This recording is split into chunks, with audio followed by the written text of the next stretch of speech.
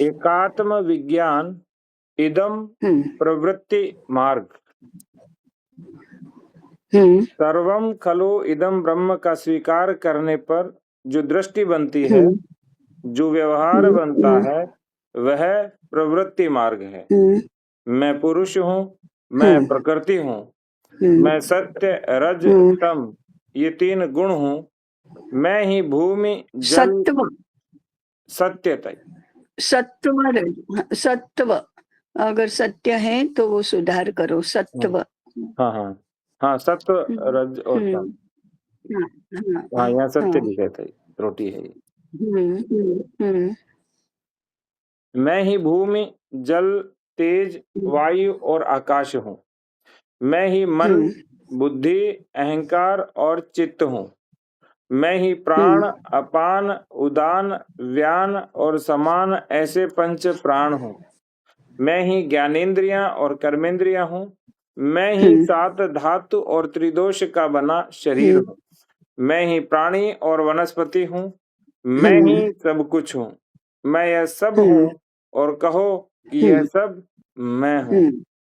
मुझ में और इनमें कोई अंतर नहीं है, परंतु अंतर है भी। अंतर को कैसे नकार सकते हैं? एक ओम गली दूसरे के जैसी नहीं है। ये ओम गली ताई जिस तरह से हमने देखा कि चारों हर और ओम, उससे लिया गया एक तरह से। चारों वो चारों और ओम है ना ताई, जो हर और ओम। हाँ, तो उसकी तरह है कि है सारे ओम लेकिन है भिन्न। अंतर तो है ही और एक भी है, तो अंतर तो है। वृक्ष की तरह मनुष्य नहीं होता है, मनुष्य की तरह प्राणी नहीं होता है, प्राणी की तरह पत्थर नहीं होता है, पृथ्वी की तरह है गुरु का ग्रह नहीं होता है, गुरु की तरह शनि का ग्रह नहीं होता है। तो अंतर तो दिखाई देता ही है, अंतर तो व्यवहार में अनुभव में आता है। तो भी मैं ही हूँ, तो भी एक है। तो ये जो एक और भिन्न, ये जो खेल है वो समझना चाहिए कि कहाँ भिन्न है कहाँ एक है। जैसे जैसे पत्थर की मूर्ति बनाई है विष्णु की, चक्की बनाई है पत्थर की या कपड़े धोने का धोबी का पत्थर है, या छोटे छोटे पत्थर के टुकड़े जो रास्ता बनाने के काम में आते हैं, वो सारे के सारे पत्थर ही पत्थर हैं। भले ही ऊपर से उनका प्रयोजन अलग है, उनका आकार अलग है, उनका प्रकार अलग है, सब कुछ अलग है, तो भी उनका जो पत्थरत्व है वह एक है। तो एक कहाँ और भिन्न कहाँ, इसका विवेक होना ये अपेक्षित है। परंतु ये सब मैं ही हूँ, सर्वम खलु इदम ब्रह्म, तो ब्रह्म भी ये सब ब्रह्म ही है, ऐसा मानकर जो आत्मीयता का व्यवहार किया जाता है वो अलग, वो एक है। इसके लिए वह एकात्म है, परंतु एक रूप नहीं है। जब रूप होता है तो भिन्नत्व होता है।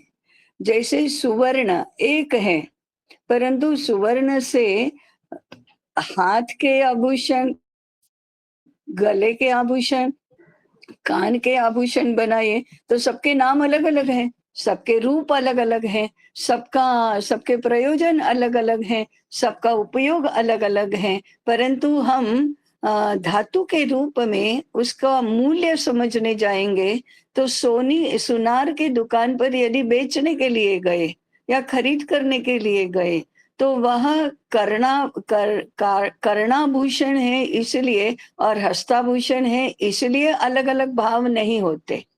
वो भाव तो उनका वजन कितना है उसके आधार पर सोने के भाव होते हैं और फिर कारीगरी के भाव होते हैं। कंगन और हार इसके अलग अलग नहीं होते, नाम रूप प्रयोजन अलग अलग हैं, परंतु सुवर्ण तो एक ही है।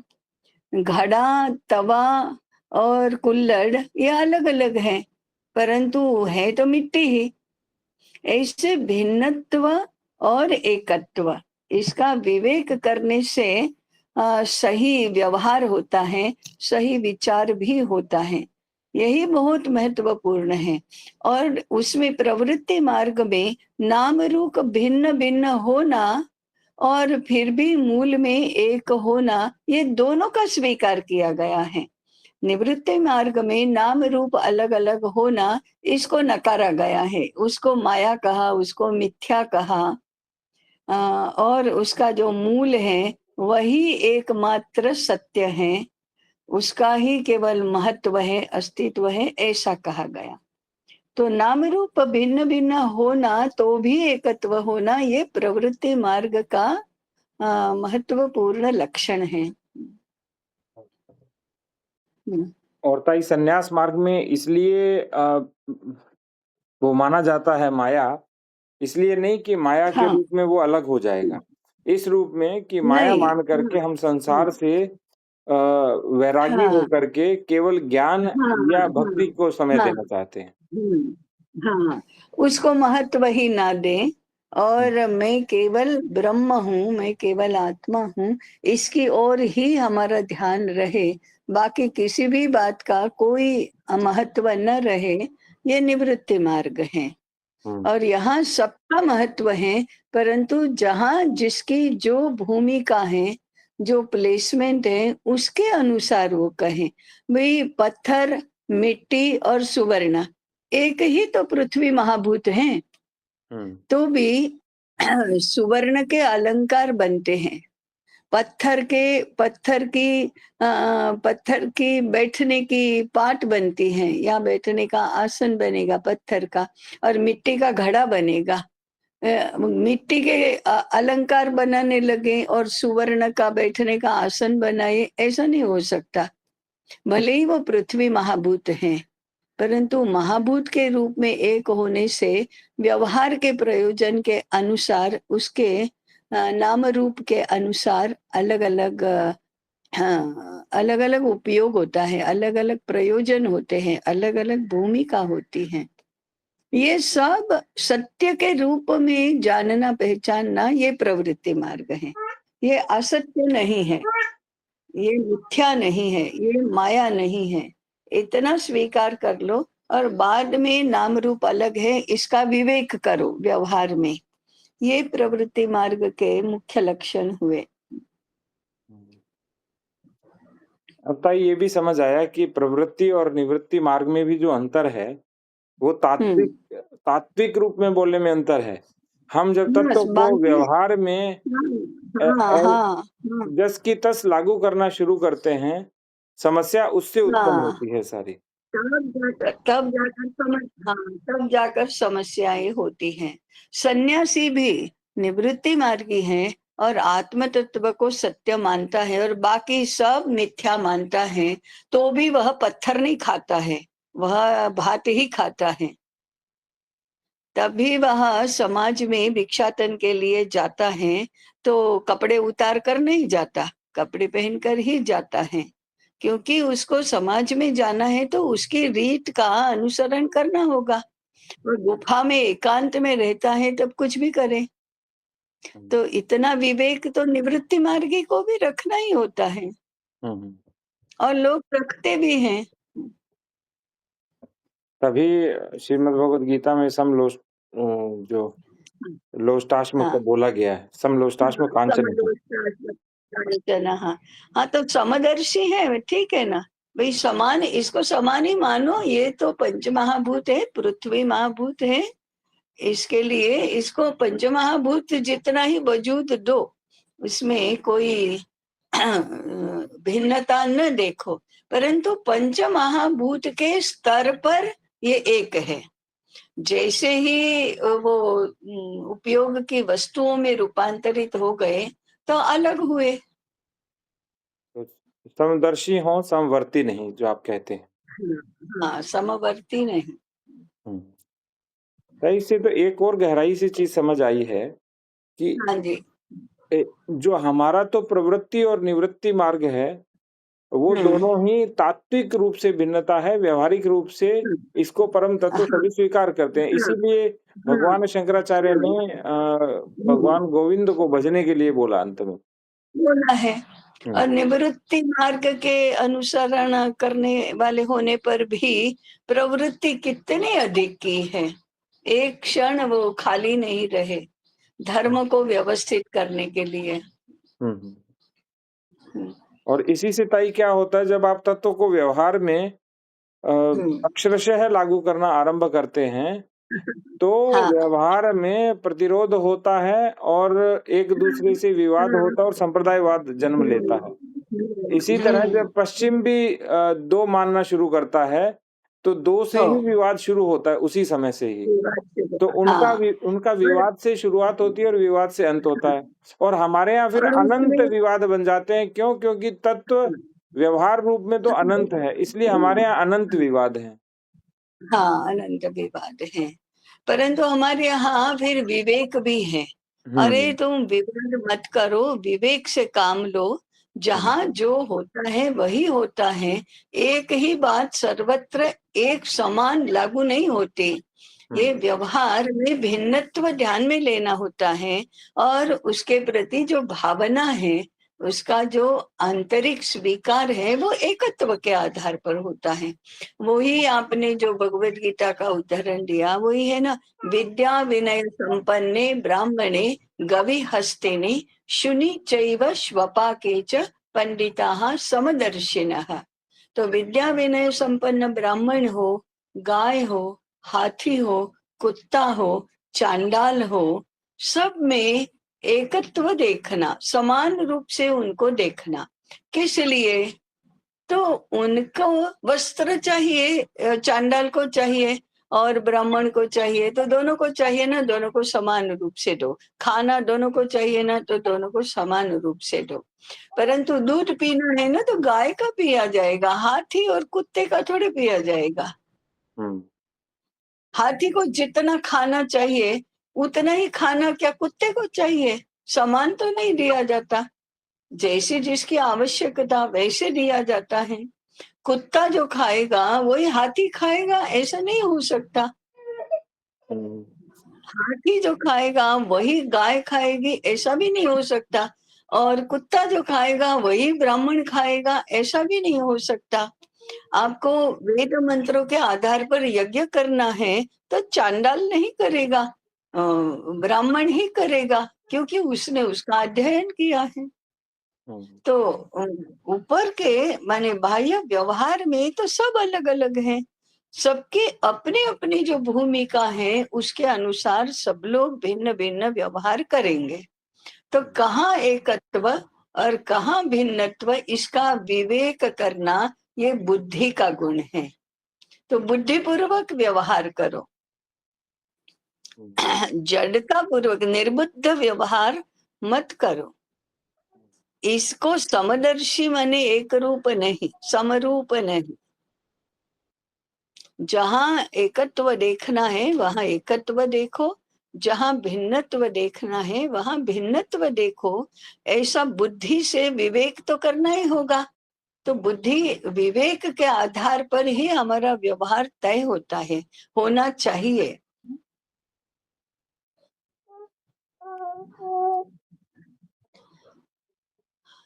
जी जी। एक हाथ दूसरे के जैसा नहीं है, एक शरीर दूसरे के जैसा नहीं है, एक अंतःकरण दूसरे के जैसा नहीं है, एक वृक्ष दूसरे जैसा नहीं है, एक वृक्ष का एक पत्ता, एक पुष्प दूसरे पत्ते, पुष्प या यल, ये दल है ताई। हाँ, पुष्प या यल है या दल है?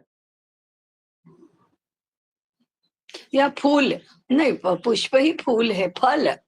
हाँ, फल, दल नहीं, फल। ठीक है, पुष्प या फल। पत्र, पुष्प, फल। फल जैसा नहीं है, एक प्राणी दूसरे जैसा नहीं है, यह तो इस विश्व रूप का तथ्य है। उस अव्यक्त के असंख्य व्यक्त रूप एक दूसरे से भिन्न हैं। कोई एक भी दूसरे जैसा नहीं है। सबकी स्वतंत्र सत्ता है, स्वतंत्र व्यवहार है, स्वतंत्र स्वभाव है, स्वतंत्र गुण है, स्वतंत्र है। फिर यह मैं ही हूँ क्या है? भिन्नता तो है ही, अनुभव में आती है, क्योंकि सबका रूप, गंध, शब्द, स्पर्श भिन्न भिन्न है। भिन्नता और अभिन्नता का मन समझना और उन सब के मध्य अपना व्यवहार समायोजित करना प्रवृत्ति मार्ग है। इस प्रवृत्ति मार्ग के 2 आयाम हैं। मैं एकता और भिन्नता का क्या समझना? पहले वाक्य फिर से पढ़ो। यह भिन्नता और अभिन्नता का मन समझना, मर्म समझना का ठीक, मर्म समझना का मर्म समझना और उन सब के मध्य अपना व्यवहार समायोजित करना प्रवृत्ति मार्ग है। इस प्रवृत्ति मार्ग के 2 आयाम हैं। मैं शरीर हूँ भी और नहीं भी हूँ। मैं शरीर भी हूँ, प्राण मन आदि भी हूँ और आत्म तत्व भी हूँ। यह एक अद्भुत कल्पना है। इस प्रवृत्ति मात्र की भी बड़ी प्रतिष्ठा है। प्रवृत्ति मार्ग की। हाँ, मार्ग की सम्मान है, स्वीकार है। इस परंपरा में अनेक महान आचार्य हुए हैं। वेदों में इसकी प्रतिष्ठा है, लोक में भी इसकी प्रतिष्ठा है। तो कितना बढ़िया है। यदि केवल इस एक को अपना लें तो हम सबकी स्वतंत्रता का सम्मान करेंगे। सबकी क्योंकि और इसलिए एक जैसा यदि दूसरा है तो दूसरा चाहिए क्यों फिर? ऐसा होगा, होने ही कैसे देगा? भगवान ऐसे होने ही नहीं देगा। एक के जैसा ही दूसरा है तो फिर दूसरा क्यों चाहिए? एक से भी अलग, एक से भिन्न, एक से नया कुछ दूसरा सूझा, इसलिए दूसरा है। तो ये तो variety is the beauty of the world. इसी तरह से यूनिफिकेशन एंड वेरिएशन, एकत्व कहाँ है और भिन्नत्व कहाँ है? एक का ही भिन्नत्व है सारा। इसको समझने से इस विश्व रूप का मर्म समझ में आता है। तो आपने सही कहा था कि भगवान होने ही नहीं देगा, किंतु यदि 2 व्यक्ति हैं और हम चाहेंगे कि दोनों एक को ही माने, तो 2 व्यक्तियों की आवश्यकता ही नहीं थी। एक ही व्यक्ति होता तो एक व्यक्ति एक को मानता, अब दूसरा व्यक्ति तो दूसरे को मानेगा। एक ऐसा किस्सा मैंने सुना था, ने पढ़ा था कि 2 जुड़वा भाई थे। इतने जुड़वा कि लोगों को पहचानने में ही नहीं आते थे। समय प्रसंगवश दोनों अलग हो गए। एक यहाँ रहा, एक कहीं विदेश में। दोनों का कोई मेल नहीं था, मैंने कोई पता ही नहीं था। तो 2 लोगों में चर्चा हो रही थी कि दोनों जुड़वा होते हैं ना तो पूर्ण रूप से एक रूप हैं। दूसरे ने कहा कि हो ही नहीं सकता, कहीं पर तो भिन्नता होगी ही। तो प्रमाण क्या, प्रमाणित कैसे करें? तो ये संयोग से दोनों जुड़वा भाई मिले, अलग-अलग मिले। एक को कहा कि बिल्कुल तुम्हारा जुड़वा भाई है ना, एकदम तुम्हारे जैसा ही है। नाक, नक्शा, भाषा, बोली, स्वर, वर्ण, विचार, व्यवहार, आकृति सब एक जैसा है। लोगों को बिल्कुल भिन्नत्व पता ही नहीं चलता। तो उसको तो बड़ा आनंद हुआ कि अच्छा ऐसा मेरा जुड़वा भाई है, मुझे मिलना है। दूसरे भाई को कहा कि ऐसा तुम्हारा जुड़वा भाई है, बिल्कुल भिन्नता समझ में ही नहीं आती। तो उसने तो उसको इतना आघात लगा, अच्छा मेरे जैसा और भी कोई है तो मुझे जिंदा रहने की क्या आवश्यकता है? उसने आत्महत्या की। प्रूव क्या होता है कि कितने ही जुड़वे हो, दोनों अलग दृष्टि रखते हैं और अलग व्यवहार करते हैं। इसलिए सब कुछ विश्व रूप में असंख्य आविर्भाव होने पर भी एकमेवा द्वितीय है सब। जैसे ब्रह्म एकमेवा द्वितीय है, ऐसे संसार की सारी वस्तुएं एकमेवा द्वितीय है, एक के जैसा और कोई नहीं।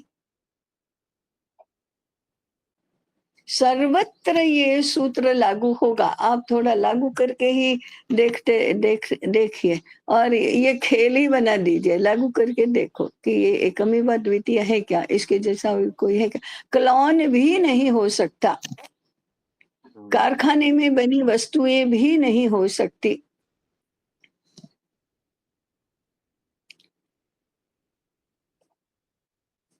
कुछ तो अलग होगा ही, हाथ से बनी तो हो ही नहीं सकती। भाई इससे तो फिर एक और चीज निकली, हाँ। जो हाथ से वस्तु है उसका हम्म प्रयोग भी इसलिए करना चाहिए कि व्यवहार हम्म शीघ्र समझ आएगा, और कारखाने हाँ की वस्तु का बिल्कुल। इसलिए प्रयोग नहीं करना चाहिए कि व्यवहार हाँ, शीघ्र समझ नहीं आएगा। आपको हमेशा उस नहीं वो आएगा। दृष्टि विकसित होगी हाँ जो हाँ सबको एकदर्शी मानती है, वो हाँ एक रूप मानती है, वो दृष्टि हाँ। विकसित होगी। मैं तो व्यवहार के लिए भी कहूंगी कि हाथ से बने में जो वैरायटी है, उसका ही अपना एक आनंद है। ओ, इसको वही हमको अच्छा लगता है। यंत्र से कढ़ाई हुई है या बुनाई हुई है, और हाथ से यदि कढ़ाई और बुनाई हुई है, तो हो सकता है कि यंत्र जैसी सफाई न हो, तो भी पहनने वाले को जो हाथ से बनी है वो हाथ, उस हाथ के पीछे जो मन है वो मन, उसके पीछे जो हृदय है वो हृदय उसमें उतरता है, और उसका अनुभव होता है, उसका परिणाम होता है, उसका प्रभाव होता है।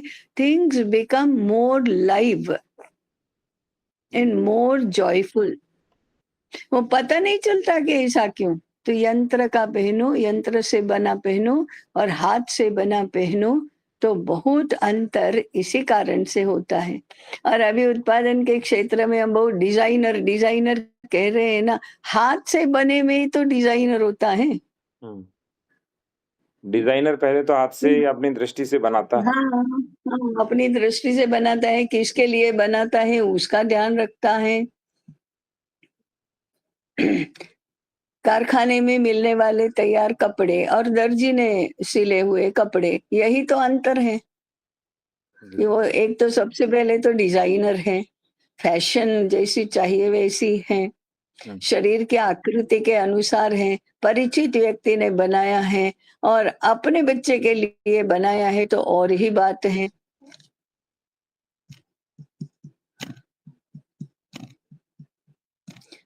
तो ये जो बातें हैं ना, अभी की समझ में नहीं आती, और प्रयोग ऐसा होते होते होते मन भी एक प्रकार से मर जाता है। कुछ दिखाई ही नहीं देता, अनुभव में ही नहीं आता। कभी पहनने को मिले, खाने को मिले, तभी तो समझ में आएगा। जी। ताई एक इस तरह। बार डाइनिंग टेबल पर, हाँ, जी ताई। जी, एक बार डाइनिंग टेबल पर सब नाश्ता करने बैठे थे, तो किसी ने कहा, ओह पोहा बहुत अच्छा बना है। तो मैं उसकी पोती ने कहा, बहन की पोती ने, हाँ तो दादी के हाथ का स्वाद है इसमें। पता लग जाता है। हाँ, पता लग जाता है। घर में रोटी बनाने वाली 3 है, माता, बहन और पत्नी। तीनों अच्छी बनाती है रोटी। तो भी खाने वाले को यदि समझ में आता है, तो आज पता नहीं होगा तो भी किसने बनाई है वो समझ में आ ही जाता है। जी ताई। तो ये स्वाद है, वो मन, हृदय और हाथ जिनके हैं, उन तीनों का जिसमें समायोजन हुआ है, ऐसा ऐसा इसका जो बनता है उसमें इसका योगदान रहता है। अब कि यदि खाएंगे ही नहीं कभी, तो ये अंतर ही समझ में नहीं आएगा। फिर होटल का और घर का इसमें क्या अंतर है, ये कैसे समझ में आएगा? क्योंकि अनुभव ही नहीं है। और एक एक रस लेते-लेते आदमी उबाऊ भी हो जाता है और फिर वो उन्हीं से घृणा शुरू कर देता है। यही कारण है कि हाँ, हाँ, मशीनीकरण और हाँ, यांत्रिकीकरण और वही एकरूपता होती हाँ, है, तो वो हाँ, फ्रस्ट्रेट बहुत रहता हुँ, है और पूरी समाज के लिए वो हाँ, अराजक और बिल्कुल। अव्यवस्था कारक बनता है। हुँ, बन जाता है, बिल्कुल, बिल्कुल। निर्जीव तो वो वहीं से बनना शुरू होता है। इसलिए कॉन्टिनेंटल स्वाद विश्व में कहीं पर भी जाओ, डोसा का एक ही स्वाद है। ये तो फालतू बातें हैं, बिल्कुल। जितने बनाने वाले, उतने स्वाद। स्वाद। तो ये तो डिज़ाइनर ही हुआ ना, हुँ, विशेष, एक व्यक्ति के लिए विशेष। हुँ। तो हमने विशेष हुँ, को खो करके सामान्यता प्राप्त की है, इससे हुँ, अधिक इस युग में कुछ नहीं हुँ, किया। और जबकि क्या। हर व्यक्ति के लिए इसलिए डिज़ाइनर, मनुष्य हर एक के लिए हुँ, कुक, हर एक के लिए शेफ़ हुँ, अलग था। हुँ, हाँ, अलग था। और और एक और इनको अच्छा लगता है इसलिए आज ऐसा बनाएँगे, ये तो बात ही नहीं रहती। होटल को और वेटर को क्या है? हुँ। हुँ, और एक और ताई जैसे हम हर एक को हाँ, जब एक मेवा द्वितीय मानते हैं, तो उससे हाँ, एक भाव और होता है कि ये इतना हुँ। यूनिक है कि इसको नष्ट करना ही नहीं चाहिए। प्रकृति कर रही है तो ठीक है, लेकिन नहीं हमारा कोई अधिकार भी हाँ, नहीं नष्ट बिल्कुल। करने का। नहीं होता, हाँ, नहीं होता। हुँ। उसकी स्वतंत्रता नष्ट करना, इसकी तो कामना ही नहीं करनी चाहिए। जब ये होगा तो कल्पना ही नहीं है, कामना तो बाद में कल्पना ही नहीं आएगी ताई उसकी। कल्पना ही नहीं आएगी। हुँ। चलो। हुँ। 22 चिज्जड़ ग्रंथि के बाद। छोटे-छोटे सूत्र कितने हाँ, जी ताई? छोटे-छोटे सूत्र छोटे-छोटे सूत्र कितने महत्वपूर्ण होते हैं और कितना दूर तक जाते हैं। जी ताई। हुँ, अब जो हम बात करते हैं सभी हुँ, को अंतर्ग्रंथित करने की, परस्पर हुँ, पोषण की और परस्पर हुँ, एकीकरण की, हुँ, तो हुँ, अब वो समझ आती है ताई, कि किस तरह से जी। अर्थव्यवस्था हुँ, भी हुँ, दर्शन हुँ, का हुँ। मूल अंग है, मूल हाँ, तो ये दर्शन है। हाँ। दर्शन को ही रिफ्लेक्ट करती है अब हाँ, अर्थव्यवस्था भी। हाँ, दर्शन हमारा ऐसा है, इसलिए अर्थव्यवस्था हमारी ऐसी है। अगर ये दर्शन नहीं होगा, तो अर्थव्यवस्था अलग हो जाएगी। जी ताई।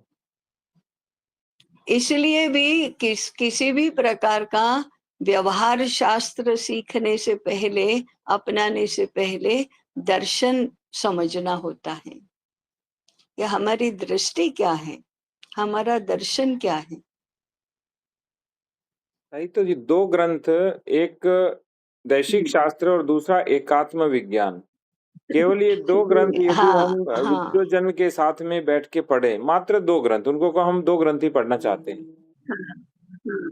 हुँ, और हुँ, उसका जो हुँ। समय लगे वो लगे, जैसे 7 दिन में ये, 7 दिन में ये, बस आप 15 दिन हमें हाँ, दीजिए। हाँ, तो हाँ। हाँ, उससे ये दृष्टि पढ़ो। परिवर्तित होगा, उनका विचार भी परिवर्तित होगा। जी। हुँ, हुँ, हुँ। जी। विषय 22 चिज्जड़ ग्रंथि के बाद, परमात्मा को हम हुँ, इसके आगे आत्म तत्व कहेंगे। आत्म तत्व हुँ, के 2 आयाम हैं, एक हुँ, चेतन और दूसरा जड़। हुँ, चेतन हुँ, कूटस्थ है, जड़ विवर्तात हुँ, विवर्तात्मक है। हुँ, कूटस्थ के साथ संयोग ही चिज्जड़ ग्रंथि में परिणत होता है। दोनों समरस हैं, हुँ, ओतप्रोत हैं। हुँ, कूटस्थ के हुँ, केवल होने से जड़ में विकार हुँ, शुरू होते हैं। हुँ, हुँ, प्रकृति जड़ है, उसमें विकार शुरू होता है। हुँ, प्रकृति के विकार 8 हुँ, आयामों वाले हैं। 8 के 2 हुँ, विभाग हैं। एक है गुण हुँ, और दूसरे हैं हुँ, महाभूत, भूत। जो हुँ, अष्टधा प्रकृति महाभूत। की बात हो रही थी ताई। हाँ, अष्टधा प्रकृति। हुँ, गुण 3 हैं, ये तत्व हैं सत्व, रज और तम। महाभूत 5 हैं, ये हैं पृथ्वी, हाँ, जल, तेज, वायु और आकाश। ये 8 जड़ के विकार हैं, परंतु चेतन उनमें अनुस्यूत है। उसका कोई माने आकार, हाँ, उसका कोई आकार या गुण नहीं, इसलिए यह अव्यक्त है। परंतु हमें हमेशा स्मरण में रखना चाहिए कि किसी भी प्रकार के परिवर्तन के लिए चेतन ही निमित्त कारण है। तो नहीं तो परिवर्तन होगा कैसे? जी ताई कितना सुंदर बना दिया कि एक दूसरे के बिना संभव नहीं, इसलिए संभव कोई नहीं। दो श्रेष्ठ है ही, दोनों श्रेष्ठ हैं, दोनों कोई श्रेष्ठ एक हैं। दूसरे से सर्वश्रेष्ठ नहीं है। नहीं है, नहीं है। क्योंकि परिवर्तन तभी होगा जब चेतना होगी, निमित्त कारक होगा, और जिसके लिए वो कारक होगा वो नहीं है, तो परिवर्तन किसमें करेगा? तो दोनों अपने आप में नहीं होगा, किसमें होगा? हाँ, किसमें होगा? इसलिए वह होता ही है। अतः महाभूतों में भी आत्म तत्व है, गुणों में भी आत्म तत्व है। किम बहुना महाभूत और गुण जड़ और चेतन दोनों हैं। शरीर जड़ है कहना, पत्थर जड़ है कहना युक्ति संगत नहीं है। भाई अब तो यानी जड़ कहें तो कल मैं चिंतन कर रहा था तो मुझे ना विचित्र लग रहा था कि ये जड़ नहीं है, ये भी चेतना है। तो आपका उसका व्यवहार बहुत प्रेम का हो जाएगा, आप उसका शोषण नहीं करेंगे। हाँ, हाँ, हाँ। सामान्य एक पत्थर की और देखने की और उसके साथ व्यवहार करने की पद्धति ही बदल जाएगी। स्थिति, गति, बल, क्रिया, प्रक्रिया आदि में भी जड़ चेतन दोनों हैं। पुनः पुनः कहने का तात्पर्य है कि विचार के क्षेत्र में इन्हें जड़ कहने का, इन्हें हे मानने का और नकारने का हमारा अभ्यास हो गया है। बस हो गया है। ये बहुत खराब हुआ था। और क्या, ये तो जड़ है, ये तो जड़ है, इसलिए वो तो है ही है, उसकी चिंता मत करो। ये चेतन है इसलिए श्रेष्ठ है, ऐसा ही बोलते रहते हैं। और ताई जब हमने जड़ और चेतन मान लिया और फिर ये भी उसी क्षण भाव आएगा कि ये परम तत्व है, तो भाव पूरी तरह से परिवर्तित हो जाएगा। तो हर चीज हमारे लिए पूजा हो जाएगी। एक दाना भी नष्ट करने से पहले हम सोचेंगे कि परमात्मा को नष्ट कर रहे हैं। जड़ और चेतन की समरसता हमें विश्व रूप में दिखाई देती है और एकत्व आत्म तत्व में। तो अभी हमें एक तो समरसता में भेद करना पड़ेगा कि समरसता क्या है, फिर एकत्व क्या है और भिन्नत्व क्या है, ये 3 पता होने चाहिए। हाँ, भिन्नत्व, भिन्नत्व में समरसता और समरसता का मूल एकात्मता, एकत्व।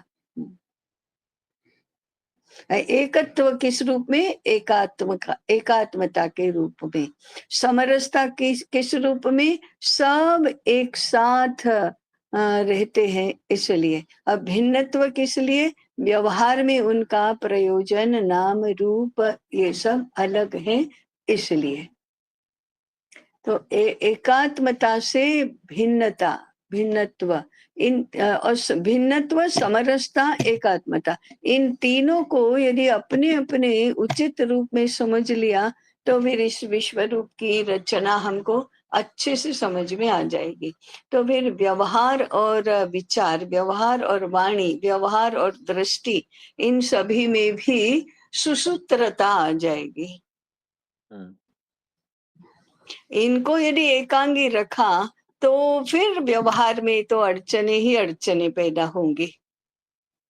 वो मैंने उस दिन नीरज अत्री जी को वो नारायण महावत और हाथी महावत की का चुटकुला सुनाया था। आपको तो पता होना चाहिए, होगा, क्योंकि वो बहुत प्रसिद्ध है।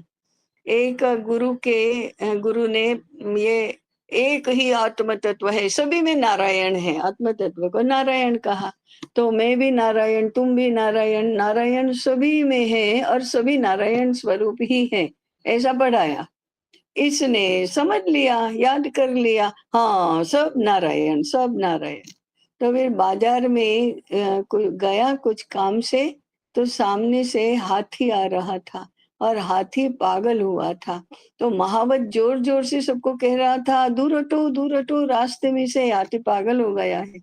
तो इसने सोचा, हाथी तो नारायण है, मैं भी नारायण हूँ, एक नारायण दूसरे नारायण को क्यों मारेगा, इसलिए वो हटा नहीं। और कितने ही लोग चिल्लाते रहे तो भी नहीं हटा। तो हाथी नजदीक आया, उसको सूंड में लपेट कर दूर फेंक दिया।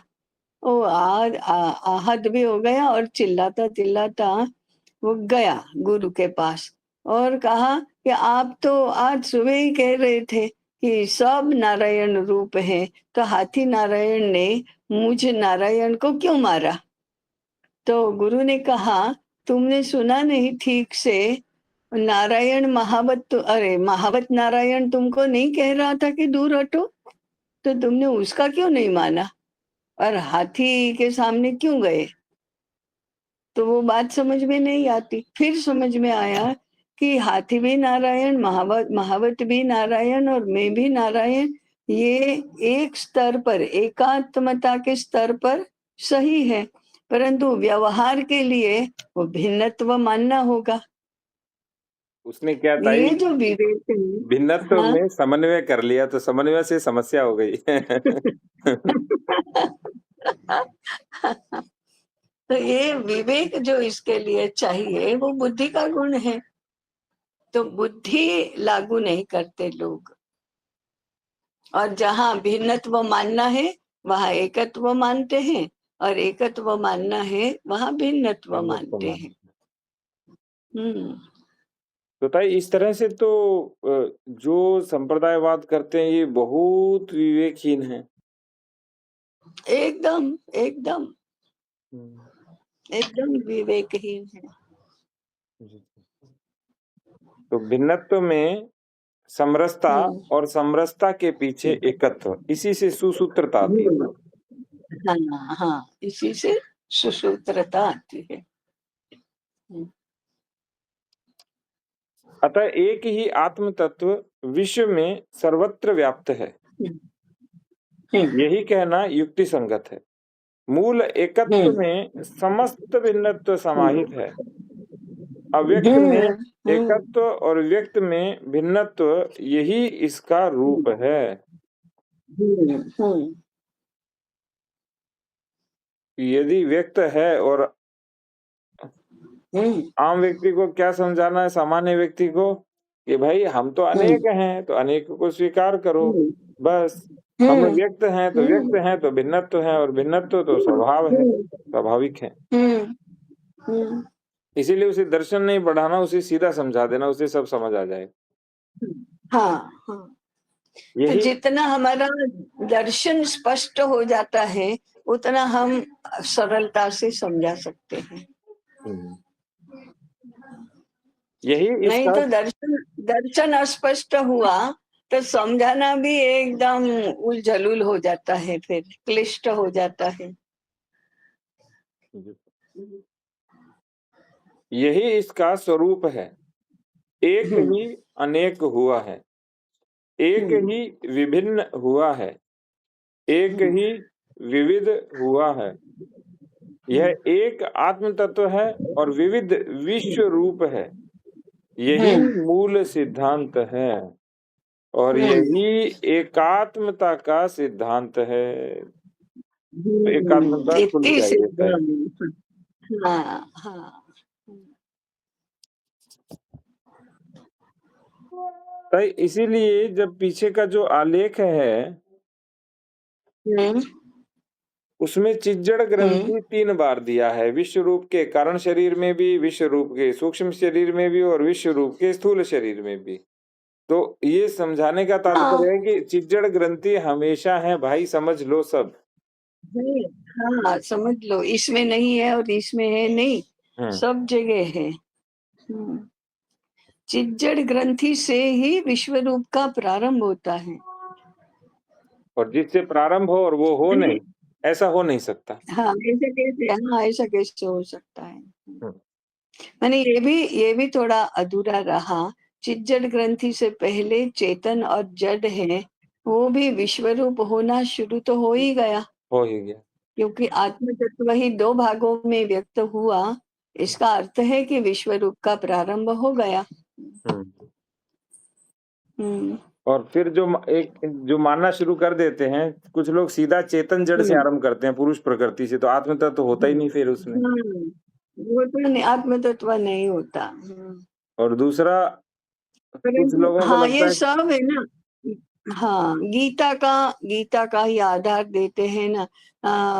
प्रकृतिम पुरुषम चैव विद्धि अनादौ उभौ अपि। इन दोनों को अनादि मानो, पुरुष और प्रकृति को, तो उसको ही फिर मान लेते हैं। लेकिन गीता को समझने के लिए भिन्न भिन्न अध्यायों में, भिन्न भिन्न संदर्भों में दिए गए वचनों का समन्वय करना, एक साथ रखकर समझना, ये नहीं कहते। क्योंकि फिर वो 15वें अध्याय में 3 की बात करते हैं, अक्षर पुरुष और उत्तम पुरुष। ये तीनों की बात तो कहते ही हैं।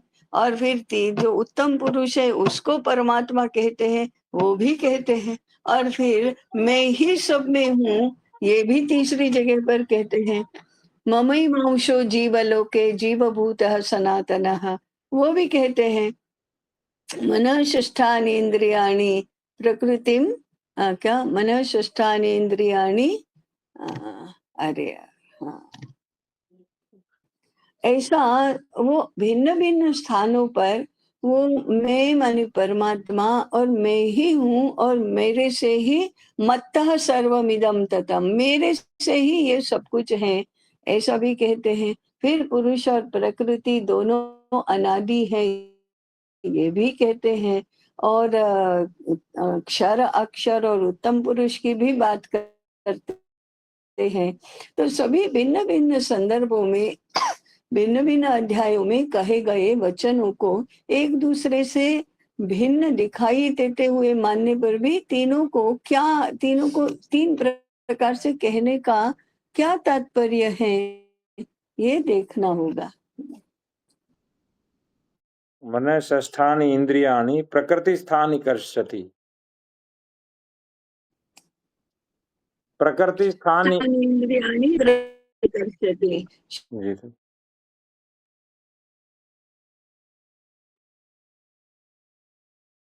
ताई ये भी तब होता है जब हम यदवाप्नोति यच्चाप्युतामतीश्वरः गृहीत्वैतानि संज्ञाति वायुर्गन्धो वायुर्गन्धा निवाचया। निवासयात्। ताई हाँ। ये सब तब उत्पन्न होता है जब हम श्रीमद् भगवत गीता को पहले ही 3 भागों में विभक्त कर लेते हैं। हाँ, और क्या। कि ये पहले जो 6 हैं, वो तो ज्ञान ज्ञान योग से है। संबंधित हैं, बीच के 6 भक्ति हैं और अंत के भक्ति 6 है, कर्म हैं। कर्म योग है। जबकि आपको ऐसा कहीं भी नहीं ऐसा है, प्रतीत ही नहीं होता। जब आप अध्ययन करेंगे तो ऐसी नहीं प्रतीति नहीं। नहीं होती। हाँ, नहीं और होता, और नहीं बाल होता। गंगाधर तिलक जी ने तो गीता को अलग-अलग लिखा ही नहीं, एक साथ लिखा है पूरा। एक साथ लिखा है। और उन्होंने तो निष्काम कर्म योग ही है। श्रीमद् भगवद गीता अर्थात कर्मयोग शास्त्र, ऐसा हुँ, ही है। हुँ। हम्म। और कर्म योग को भी लोग शरीर से किए जाने वाले कर्म के साथ जोड़ते हैं, ऐसा नहीं है। हाँ। चलो हम भगवद गीता पर चले जाएंगे फिर। तो वो ताई किस रूप में है कर्मयोग? कर्मयोग कर्म करते समय मन की स्थिति के रूप में है। हुँ। कि खाने का कर्म तो सब लोग एक ही कर रहे हैं, परंतु खाने के पीछे मन कैसा है, मन आसक्त है क्या, मन अनासक्त है क्या, मन उसको मिथ्या मानता है क्या, ऐसा जो मन की स्थिति रहती है, उससे वह कर्मयोग होता है अथवा कर्म की आसक्ति होती है। भाई एक बात मैं और कहूँ आपको, हाँ, हाँ, यदि हमें इसका मूल पढ़ना है, तीसरा ग्रंथ, तो वो हाँ, गीता ही होगा। हाँ। किस रूप में? इसलिए भगवत गीता तो हर अपने आप को पढ़ा लिखा कहने वाले हर व्यक्ति को पहले भगवत गीता पढ़ना चाहिए और उसका कुछ ज्ञान या समझ होनी चाहिए। भगवत गीता नहीं पढ़ी तो भारतीय दृष्टि ही समझ में नहीं आएगी। भारतीय ज्ञान विचार क्या है, भारतीय जीवन विचार क्या है, वो समझ में ही नहीं आएगा। जी थे।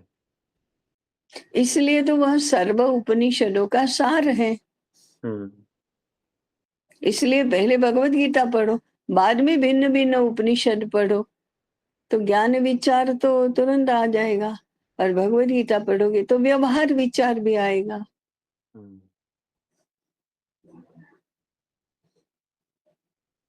तो ताई इसके हुँ। बाद तीसरा ग्रंथ मुझे लग रहा है गीता लेना चाहिए हमें।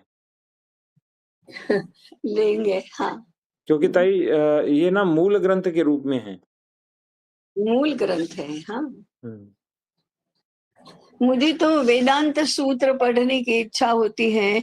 ये इनका पंचकोश कहाँ से आ गया है और निवृत्ति मार्ग कहाँ से आ गया है, वो समझने के लिए। तो ताई वे कभी भी देखो शंकराचार्य को छोड़कर एक भी उपनिषद में, एक भी दर्शन में, एक भी वेद वाक्य में कहीं पर भी निवृत्ति का और सन्यास का उपदेश ही नहीं दिया गया है। हुँ। सारे के सारे प्रवृत्ति मार्गी हैं, कोई निवृत्ति मार्गी नहीं है। तो ताई तो वेदांत ये सूत्र अपने कहाँ पढ़ से लेंगे। हाँ, वेदांत सूत्र देखेंगे, हाँ। जी थे। मैं सोचता हूँ ताई मूल चीज़ें ही हुँ, देखते हुँ। हैं, बाकी ये व्यवहार की चीज़ें ये हाँ, तो अपने हाँ। आप स्पष्ट हो जाएँगी, जब मूल स्पष्ट हो जाएगा वो तो। हाँ, अगर वे मूल बातें ठीक हो जाएँगी, तो ये भी ठीक हो जाएँगी। हुँ, हुँ, हुँ। हुँ। 23 विश्व रूप का अनवरत विस्तार। हुँ। 3 गुण हुँ। और 5 महाभूत मिलकर आगे विस्तार होने हुँ, लगता है। 3 हुँ, गुणों से मन, बुद्धि, अहंकार बनते हैं। हुँ, काम, क्रोध, लोभ, मोह, मत्सर आदि भाव बनते हैं। दया, हुँ, करुणा, सहानुभूति, उपकार आदि भाव बनते हैं। मन में हुँ, आसक्ति, चंचलता, उत्तेजना पैदा होते हैं। हुँ, मन में 2 बार आ गया था ये, हुँ, हुँ, उत्पन्न होते हैं। इच्छाएं, हुँ, आकांक्षाएं निर्माण होती हैं। निंदा, हुँ, स्तुति, मान-अपमान, रुचि-अरुचि आदि द्वंद्व का निर्माण होता है। हुँ, हुँ, बुद्धि में समझ, हुँ, विवेक, हुँ, यथार्थ बोध उदित होते हैं। हुँ, हुँ, निरीक्षण, परीक्षण, तर्क, अनुमान, तुलना आदि शक्तियां निर्माण होती हैं। हुँ, हुँ, अहंकार में गर्व उत्पन्न होता है। कर्ता भाव, भोक्ता भाव, दायित्व भाव, ज्ञान भाव का निर्माण होता है। हुँ, ज्ञाता भाव। हम्म। एक टाइम मैं कह रहा था, जैसे पीछे लिखा हुआ था कि अहंकार हुँ, में कर्तृत्व और भोक्तृत्व हुँ, और ज्ञातृत्व भी हाँ, तो होता हाँ। है ताई साथ में। हाँ, होता है, ज्ञाता भाव भी मैं जानता हूँ, हम्म। मुझे समझता है। हुँ, हम्म। तो और यदि अहंकार के अंदर हमें अहंकार का पता लगेगा सही, तो हम फिर हुँ, कर्ता, भोक्ता, दायित्व और ज्ञाना भाव का निर्माण होगा, भोग भाव का निर्माण नहीं हाँ, होगा। नहीं होगा। नहीं भोक्तृत्व भी होगा, वो पुरुषः सुख दुःखानां भोक्तृत्वे हेतुरुच्यते।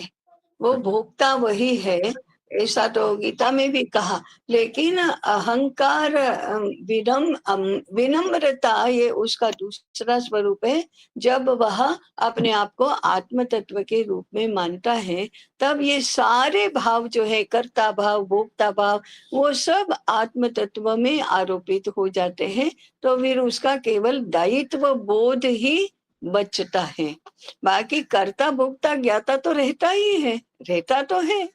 केवल उसका गर्व जो है कोन्योस्ति सदृशो मया, मेरे जैसा कौन है, मैं बलवान हूँ, मैं गुणवान हूँ, मैं ज्ञानवान हूँ, मैं ये कर लूंगा, मैं वो कर लूंगा, मैं क्या नहीं कर सकता, ये जो टोन है वो सब बदल जाता है।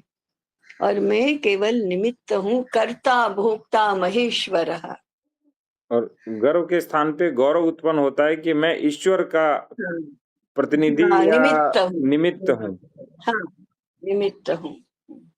इसलिए भगवान कृष्ण कहते हैं ना, निमित्त मात्रम भव सव्यसाचिन। तू क्या ये करता है कि मैं इनको कैसे मारूं, उनको कैसे मारूं? तू थोड़ा मारने वाला है, मारने वाला तो मैं हूँ। तुम ये मेरे में दे दो, सब मुझे अर्पण कर दो, और निमित्त मात्रम भव सव्यसाचिन, तुम निमित्त बनो। तो निमित्त बना या नहीं बना, मारने वाला और पराक्रम करने वाला तो वही रहने वाला है, वो तो नहीं बदल जाता, परंतु उसका भाव बदल जाता है कि हाँ, मैं निमित्त बनकर कर रहा हूँ। और जब अहंकार होता है तब लगता है कि मैं कहता हूँ, वो मैं अनंत में है ना। अरे वो चींटी कहती है अहंकार को कि तुम ब्रह्म को जानते हो, तो कहता है कौन ब्रह्म, जबकि ब्रह्म ही वो है, ब्रह्म ही अहंकार बना है। तो भी वो कहता है कौन ब्रह्म, तुम दूर हटो, ब्रह्म में कोई ब्रह्म को नहीं जानता, कोई ब्रह्म है नहीं, मैं ही हूँ। इसमें तो जो स्वयं बोध और शत्रु बोध है, तो शत्रु बोध के लिए जो लोग कुतर्क देते हैं कि भाई हाँ, सामने वाला भी तो एक है, जब तुम एक मानते हो तो उसके साथ ऐसा व्यवहार क्यों करते हो? उसे पता ही वो नहीं ये कि महावत एकत्व महावत तो नारायण। हाँ, हाँ, हाँ वही। महावत नारायण और हाथी नारायण की कथा सुनानी चाहिए। हाँ फिर उनको बताना चाहिए कि भाई तुम भी मिट्टी खाओ, तुम्हें अनाज खाने की कोई जरूरत नहीं है, मिट्टी खाओ, क्यों, दोनों एक ही है ना।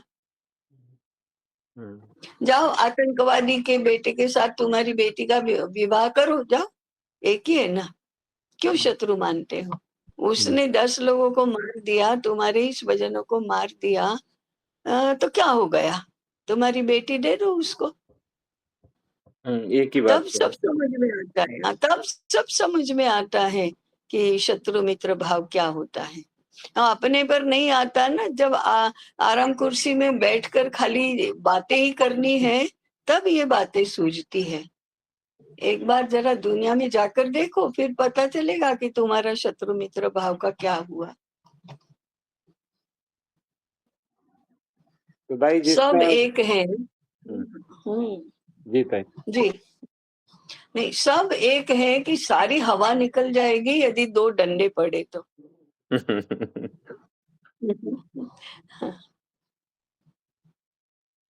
चित्त में संस्कार ग्रहण करने की व्यवस्था होती है, स्मृति निर्माण होती है, आत्म तत्व प्रेम, आनंद, सहजता, सृजनशीलता, स्वतंत्रता, सौंदर्य बोध बनकर हृदय प्रदेश में निवास करता है, और वहीं अनुभूति होती है।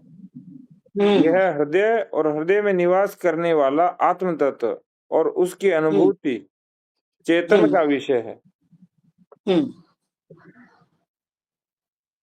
दुख ही अंश है। ये क्या है? चेतन क्या? का वेतन लिख रखा है भाई, चेतन होगा ये। हाँ, चेतन का विषय है, हाँ। ये चाहिए वेतन भोगी कर्मचारी जब टाइप करते हैं तो ऐसा हो जाता है। ऐसा होता है नहीं, और फिर हमारा प्रमाद है ना, हम देखते नहीं। हाँ, हम भी दूसरों पर दोषारोपण करते हैं, स्वयं नहीं देखते। हाँ, दुख ही अंश है, हम्म, चेतन का अंश है, आगे फिर चेतन है, जड़ नहीं। ये क्या है? ये समझ नहीं आया था ये मुझे भी। दुख दुख शब्द वहां समझ में नहीं आया।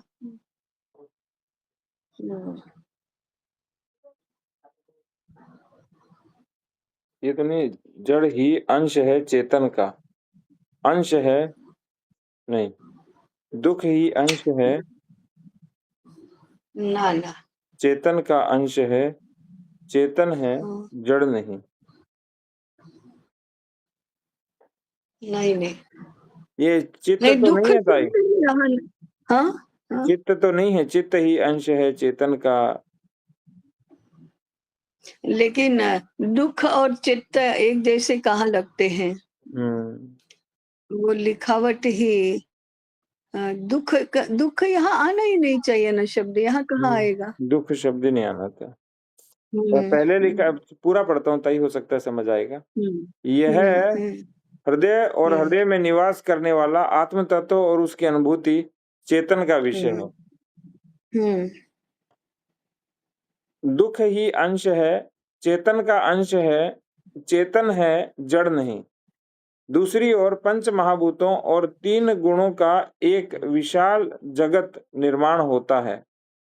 हम्म तो ये बीच में ये मुझे प्रतीति होता है, ये काट देना चाहिए, हाँ हाँ, क्योंकि मैं थोड़ा अनुभूत थोड़ा अनुभूति चेतन का विषय है। हाँ तो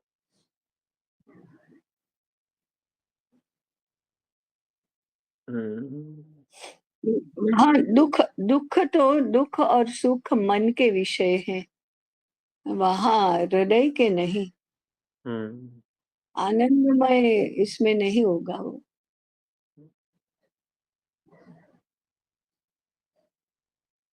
मैं थोड़ा सा विचार करूंगी। जीते। दुख ही अभी अंश वहाँ है चेतन, दुख ही अंश है, चेतन का अंश है। हृदय होगा, हृदय होना चाहिए, हाँ, हृदय हृदय ही तो फिर भी ठीक है ताई, अनुभूति। हृदय ही अंश है, हाँ, चेतन का अंश है। पर ये लिख रखा है चेतन है, जड़ नहीं। हम्म थोड़ा सा इस मुद्दे पर मैं विचार करूंगी। उसमें विभिन्न प्राणी, मनुष्य, वृक्ष, वनस्पति, ग्रह, नक्षत्र, सूर्य, नदियां, पहाड़, वायु, आकाश आदि उत्पन्न होते हैं। मनुष्य शरीर में ज्ञानेंद्रियां, उनकी शक्तियों, उनके विषय जिन्हें तन्मात्र कहते हैं, कर्मेंद्रियां, इन सब की तन्मात्रा, तन्मात्रा। हाँ, तन्मात्रा कहते हैं। कर्मेंद्रियां, इन सब की कार्य शक्ति रूप प्राण उत्पन्न होते हैं। इन सभी का एक दूसरे के साथ संयोग, उनके गुण धर्म, अनेक व्यवहार उत्पन्न होते हैं। उन सब का नियमन, नियंत्रण, निर्देशन करने वाले नियम भी निर्माण होते हैं। विश्व रूप का स्वभाव, विश्व रूप का विस्तार, विश्व रूप के व्यवहार और उसके संचालन के नियम, स्थिति, गति, क्रिया, प्रक्रिया, शक्ति आदि सब उत्पन्न होते हैं। वे सब के सब आत्म तत्व के अंग, समान चेतन और जड़ ग्रंथि से ही निर्माण होते हैं। ये सब आत्म तत्व का ही विस्तार है, ये सब एकात्म है।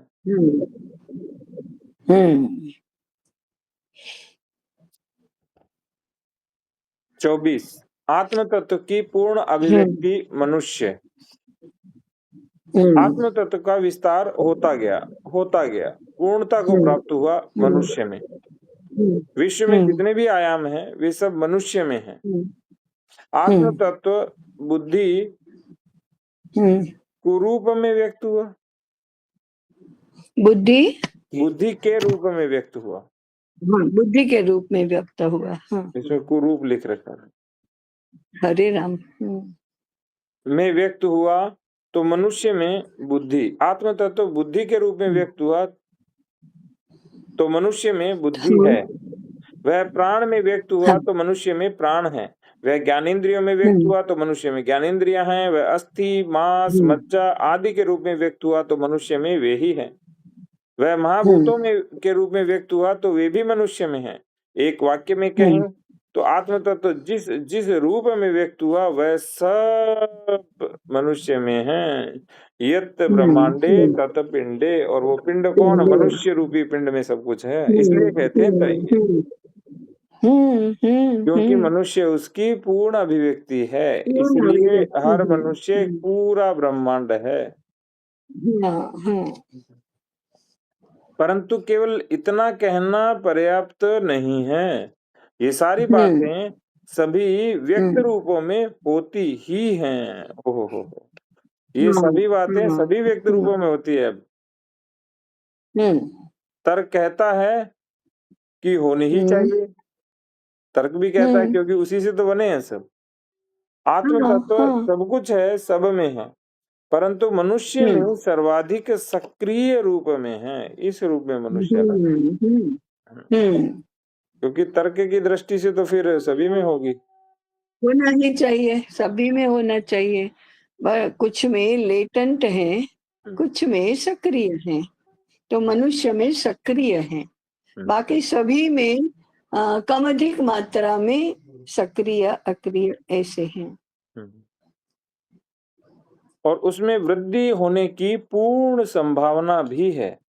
उदाहरण के लिए शरीर पंच महाभूतों, वनस्पतियों, प्राणियों और मनुष्यों सभी का है, परंतु पंच महाभूतों में कर्मेंद्रियां और ज्ञानेंद्रियां व्यक्त और सक्रिय नहीं होती।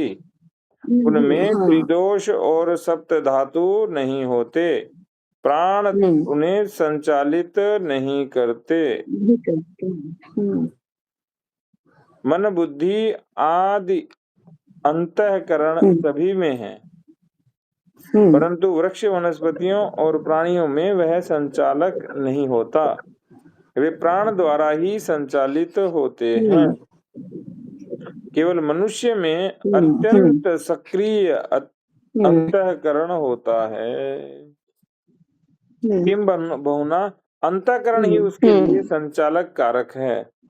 प्राण और शरीर अंतःकरण के साधन ही हैं।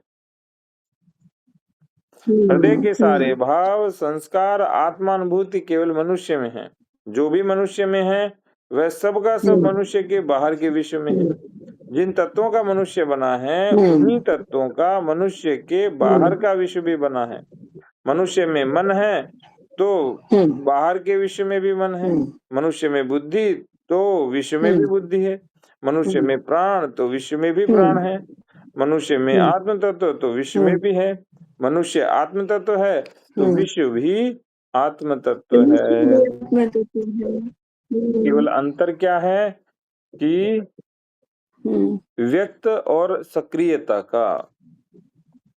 और इतना ही है। इसी व्यक्त और सक्रियता के कारण उसमें त्रिदोष और सप्त धातु होते हैं, लेकिन पंच महाभूतों में ये नहीं मिलेंगे। प्राण उन्हें संचालित नहीं करेगा, पंच महाभूतों को।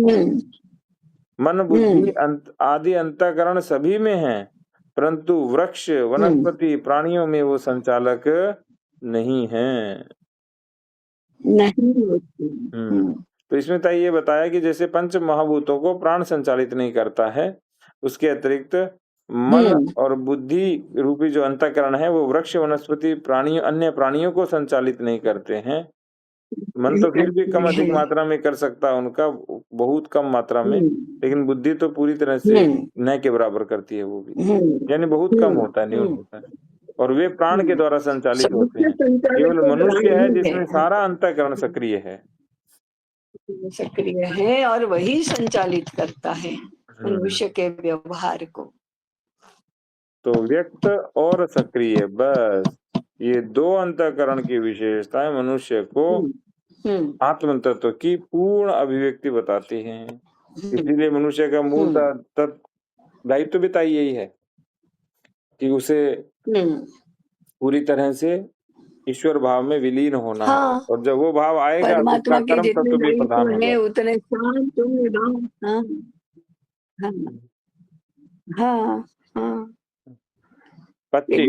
कितना सरल परंतु कितना अद्भुत है भाई, अद्भुत है, इतनी कॉम्प्लेक्स रचना भी।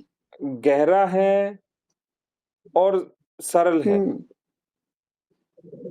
सरल है, तीनों एक साथ। इतनी कॉम्प्लेक्स रचना को अच्छी डिजाइन बनाकर प्रस्तुत किया है। शाबाश, थैंक यू। अपने को शाबाश बताइए।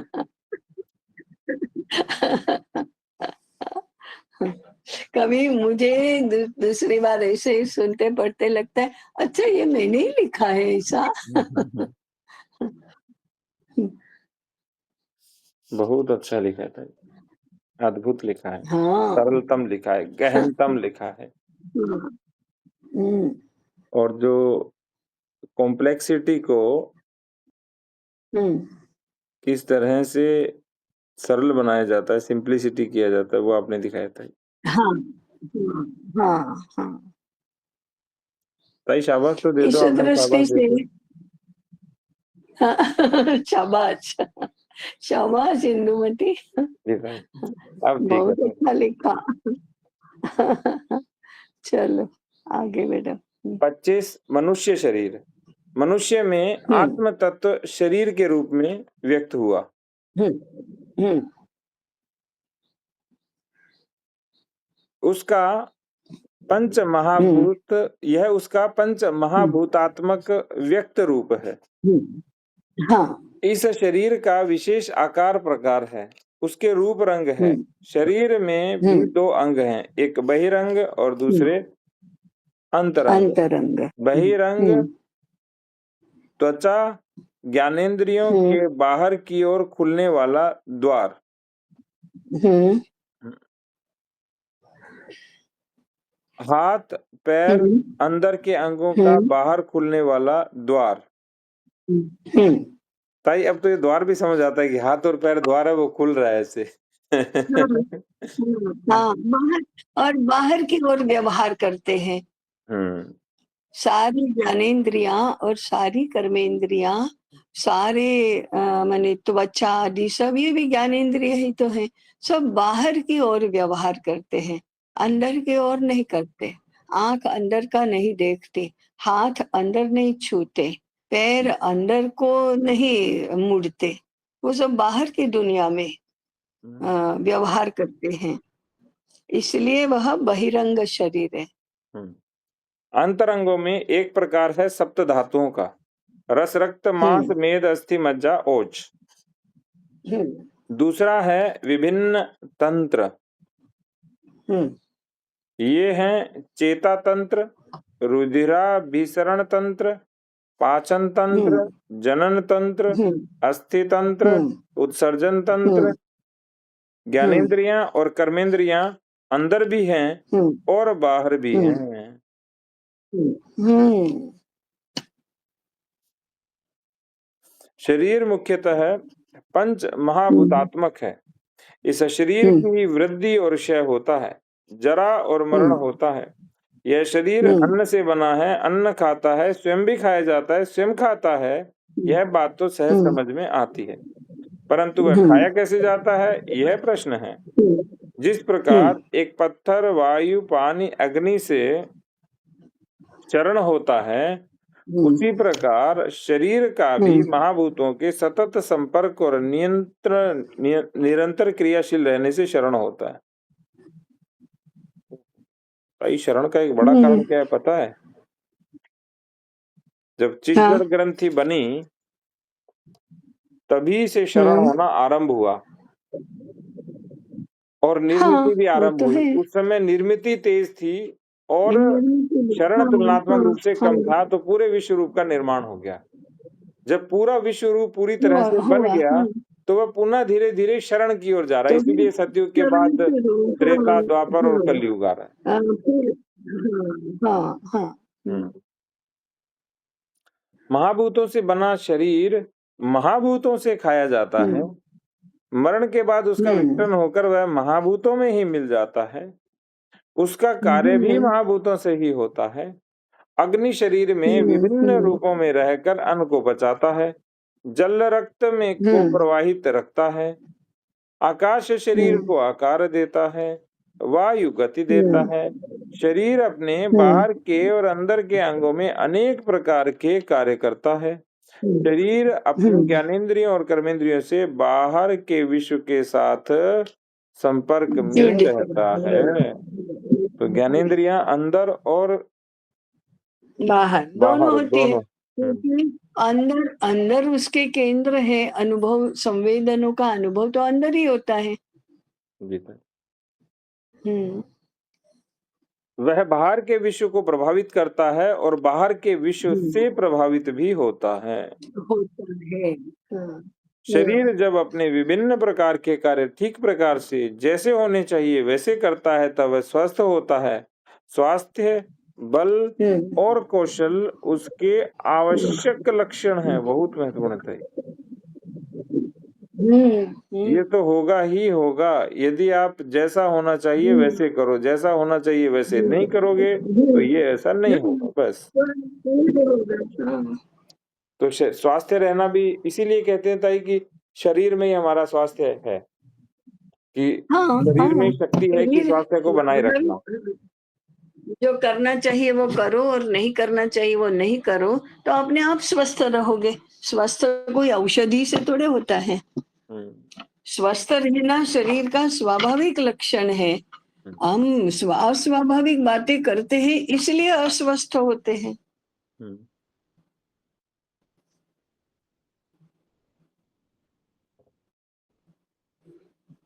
और जब अस्वाभाविक होता है तो सब कुछ अस्वाभाविक ही शुरू हो जाता है।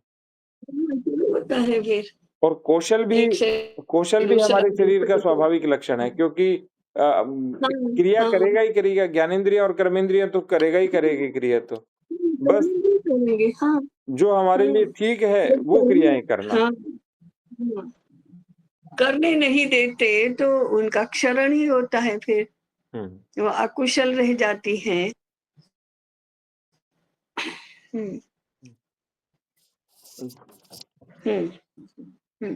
26 ज्ञानेंद्रियां और कर्मेंद्रियां। आंख, कान, नाक, जीभ और त्वचा मनुष्य की ज्ञानेंद्रियां हैं। ज्ञानेंद्रियां संवेदन का अनुभव करती हैं। इसका अर्थ है पदार्थों को संवेदन के रूप में ग्रहण करती हैं। आंख पदार्थ के रंग आकार को संवेदन के रूप में ग्रहण करती है। कान पदार्थ के ध्वनि रूप को ग्रहण करता है। नाक गंध रूप को, जिह्वा रस रूप को और त्वचा स्पर्श रूप को ग्रहण करती है। शब्द, स्पर्श, रूप, रस और गंध को तन्मात्रा कहते हैं। उन्हें ज्ञानेंद्रियों के विषय कहा जाता है। वे पंच महाभूतों के स्वभाव हैं। तो पंच महाभूतों के ताई स्वभाव हैं और विषय हैं वो ज्ञानेंद्रियों के, क्योंकि उन्हीं के द्वारा संवेदन के रूप में इन्हें ग्रहण किया जाता है। तो यही कारण है हम कह सकते हैं कि यदि उन पांचों को बहुत अच्छा बना लें तो व्यक्ति में देवता जैसी शक्ति आ सकती है। वो वैसे ही सुन सकता है, देख सकता है, सब कुछ हो सकता है। इतनी क्षमता है व्यक्ति में। शब्द सुनने की शक्ति बढ़ती जाती है तो ब्रह्मांड में कितने ही दूर की आवाज भी सुनाई देती है। वो तो हमारी सीमित है इसलिए नहीं सुनाई देती। शब्द, आकाश का स्पर्श,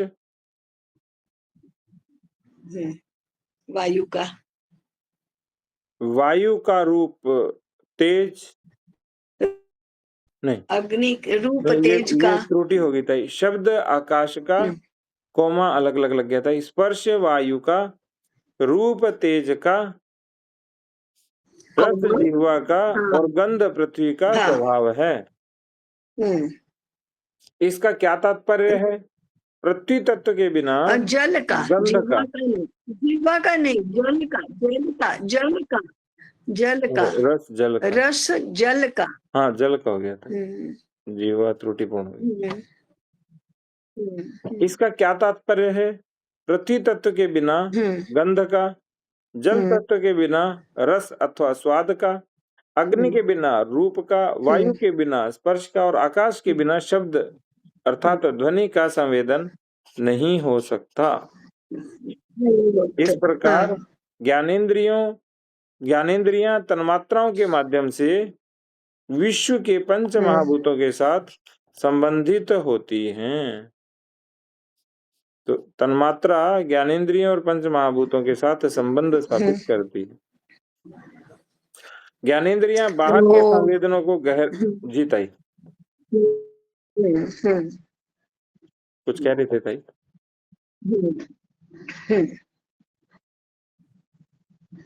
ज्ञानेंद्रियां बाहर के संवेदनों नहीं जीताई। ज्ञानेंद्रियां बाहर के संवेदनों को ही ग्रहण करती हैं, शरीर के अंदर के नहीं।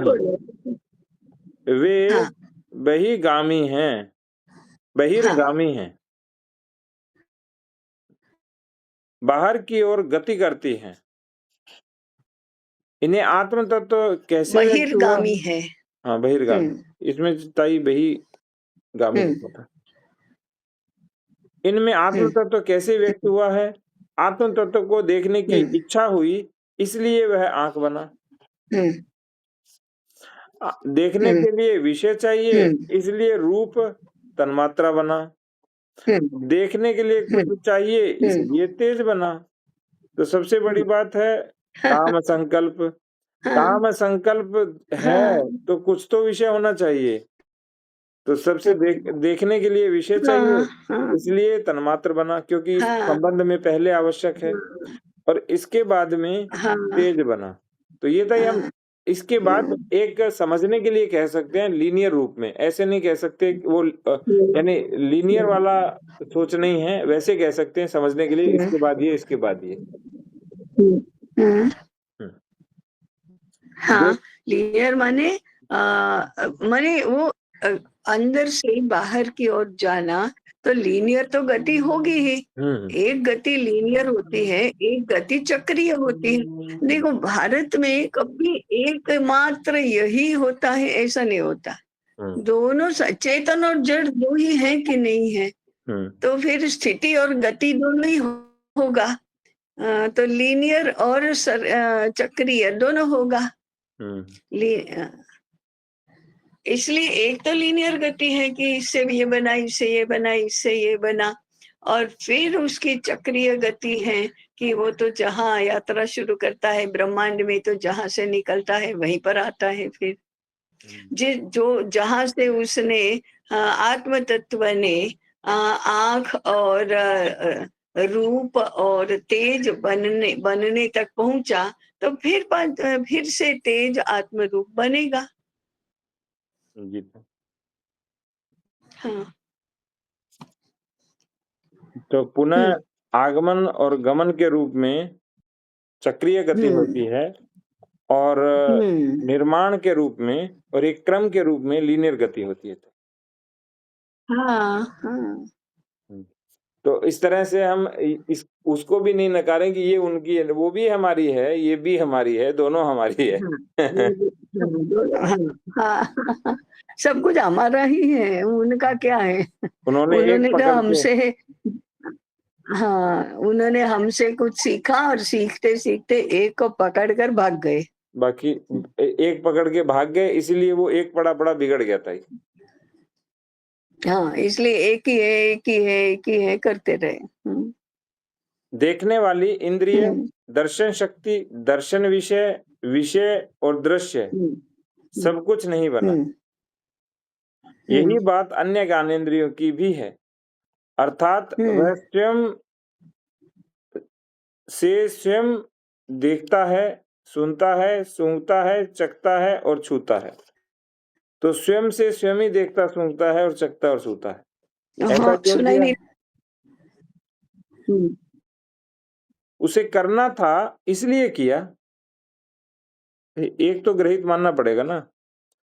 उसे होना था इसलिए हुआ, उसकी इच्छा हुई इसलिए किया, अन्य कोई प्रयोजन नहीं है, इसलिए हुआ। इसी को लीला कहते हैं। आत्म तत्व के पंच महाभूतात्मक स्वरूप ही यह लीला है। यह भौतिक विश्व है, महाभूतों का ही इसमें प्राधान्य है। और ताई प्राधान्य महाभूतों का होने के कारण इसको पूरा प्राधान्य बना दिया। सुनाई नहीं देते। आत्म तत्व के पंच महाभूतात्मक स्वरूप की एकमात्र बनाया। यह भौतिक विश्व है, महाभूतों का ही इसमें प्राधान्य है। तो ताई तो अभी क्या हो गया? हाँ, भौतिक विश्व में भौतिक विश्व में महाभूतों का प्राधान्य है कि भूत से ही तो भौतिक शब्द बना है। तो परमात्मा की पंच महाभूतात्मक विश्व की ये सारी लीला है, परंतु भौतिक के अलावा दूसरा भी तो विश्व का आयाम है, वो आगे आएगा। कितना बढ़िया है ताई ये। इसमें ताई ये आया था कि देखने वाली इंद्रिय, दर्शन शक्ति, दर्शन विषय, विषय और दृश्य सब कुछ नहीं बना। ये क्या है ताई? दृश्य तीनों एक ही है। हाँ, तीनों एक ही है। तो ये परमात्मा कहते हैं मैं मुझे मेरी शक्ति से देखता हूँ, चखता हूँ, सूंघता हूँ। तीनों में मैं, मेरी शक्ति और देखने वाला दृश्य, इसमें कोई अंतर ही नहीं है, तीनों में ही हूँ। मुझे देखने की इच्छा हुई इसलिए मैं आँख बना। अब आँख को शक्ति चाहिए देखने की, इसलिए मेरा विषय बना दर्शन शक्ति। आँख का विषय बना, क्या देखना है? तो मैं ही दृश्य बन गया। तो मैं ही महाभूत बना, मैं ही तन्मात्रा हूँ, मैं ही